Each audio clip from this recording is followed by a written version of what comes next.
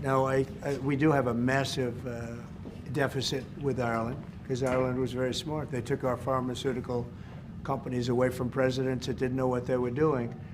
And, you know, it's too bad that happened. It's a tremendous job look, the Irish are smart. You're smart people. And you took our pharmaceutical companies and other companies, but, you know, through taxation and proper taxation. But we want education to be moved back where the states run education. The European Union treats us very badly. They have for years. I saw that. I had it out with them in my first term. It did well, but we had to solve other problems, and we did. But European Union's been very tough, and it's our turn too. You know, we get a turn at that also, but they have not been fair. They sue our companies and win massive amounts of money. They sued Apple, won $17 billion, because we just found out, and we just were able to get Ukraine to agree. So we're going to know very soon. And as you know, we're going to be doing reciprocal tariffs. So whatever they charge us, we're charging them.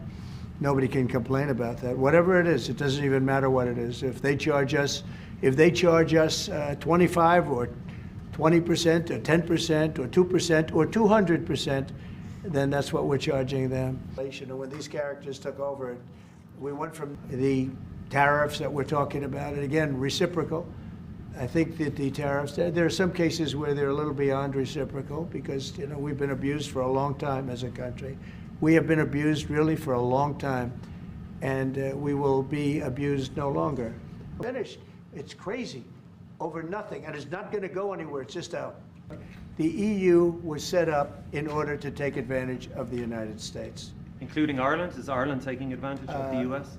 Of course they are. I can't, you know, I have great respect for Ireland and what they did, and they should have done just what they did, but the United States shouldn't have let it happen. We had stupid leaders. We had leaders that didn't have a clue, or let's say they weren't business people, but they didn't have a clue what was happening, and all of a sudden Ireland has, you know, our pharmaceutical companies and other, this beautiful island of 5 million people has got the entire U.S. pharmaceutical industry in its grasp. And, you know, you mentioned housing and you mentioned other things. I mean, I have property in Ireland, as you know, and I love it. It does great. But I'd like to see the United States not have been so stupid for so many years, not just with Ireland, with everybody. They were treated really badly. They were really treated badly. I was shocked. I asked them, was there any, when the pharmaceutical companies started to go to Ireland, I would have said, that's okay if you want to go to Ireland. I think it's great. But if you want to sell anything into the United States, I'm going to put a 200% tariff on you. So you're never going to be able to sell anything into the United States. You know what they would have done? They would have stayed here.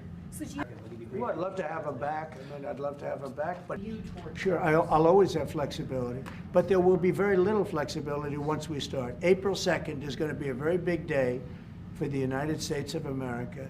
The United States of America is going to take back a lot of what was stolen from it by other countries and by, frankly, incompetent U.S. leadership. Yeah. Sanctions, yeah. What can you do? We can, but I hope. It's a two-way street too, and we are investing a lot more in America now.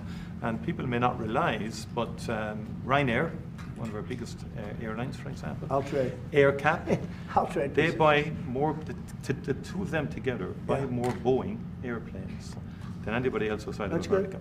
That's a little known fact. It doesn't turn up in the statistics, but Ryanair and AirCap, big aircraft leasing company, Irish company, have done great work with Boeing, and huge investments over the last couple of years, you know.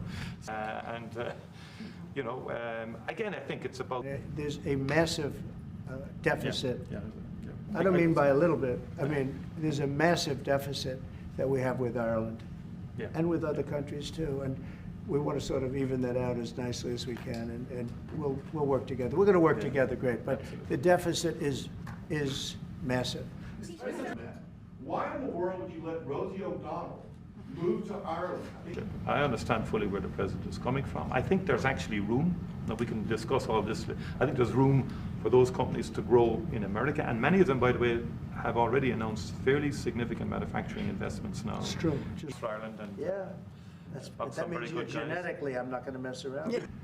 No, that's not good. No, the European, we have a problem with the European Union. They don't take our farm products. They don't take our cars. We take millions of cars, BMWs and Mercedes-Benz and Volkswagens and everything. We take millions of cars. I said to Angela Merkel at the time, I said, Angela, how many Chevrolets do we have in the middle of Munich? Why, none. I said, you're right, we have none. That's the way it is, we have none. No, I'm not happy with the European Union, I want to tell you. And, Will you put tariffs and on we're going to cars? win that. We're going to win that financial battle. It's a Tariffs financial on battle. European cars, Mr. President?